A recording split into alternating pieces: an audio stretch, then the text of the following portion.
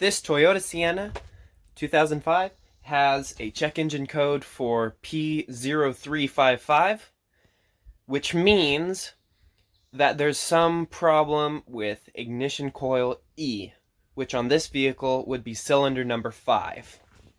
Cylinder number 5 is all the way back in here. So from here, I can't really see anything, which may mean I need to take all of this out.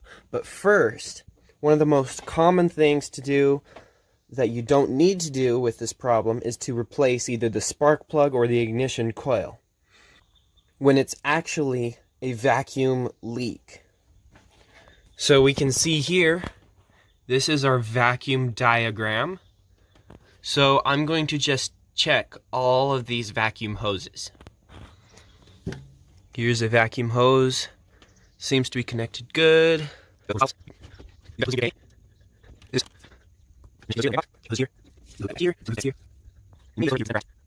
Often this code will be accompanied with a misfire, but as you can see, it's running fine, it's idling fine. Usually, if the vacuum leak is the problem, it would be on the hose that connects here, or the hose that connects here, or here. Any of these that connect to the manifold are ones that to check out. So what we're gonna do is we've started the engine, we're gonna let it settle down so the RPMs isn't changing very much. And we're gonna take our propane torch and we're gonna put it by where the vacuum leaks might be. And if the RPM goes up, then that means that the vacuum leak sucked in some of the propane and burned it, making the engine go faster. It's a good idea to do this in a ventilated area. Turn on the propane.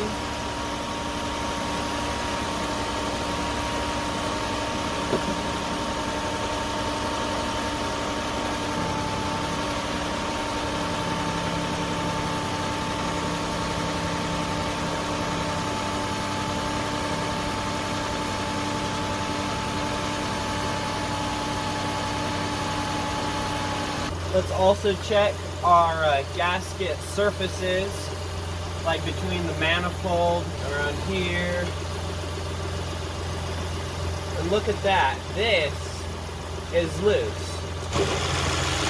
So we found that this here is loose, this clamp. So we're gonna tighten it up, clear the code, and hope that it doesn't come back. I didn't find it with the propane, so it's probably a really small leak if it's coming from here. Clear the code. We got rid of the check engine light. And now we'll take it for a test drive and hope that that was all that the issue was. So yesterday we were driving and all of a sudden there was a misfire and the check engine light came on. It was a constant misfire. One of the cylinders just wasn't firing. And we stopped, turned off the car and turned it on again, and it was running fine. And that happened a couple times while driving. And so we stopped in a parking lot, and I swapped 2 coils. It told us which coil it was. It was ignition coil E again. And one of the wires in the back had been just barely plugged in. It had popped itself out of the connector. When we put it back together, it popped out of the connector again. And so it wasn't connected. We started the engine and it had a constant misfire. It just wasn't firing on that cylinder.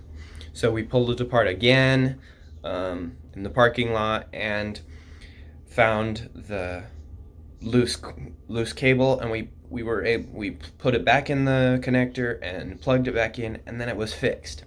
So that's what that problem actually was. It wasn't the vacuum leak, and it drove all the way back home without any problems.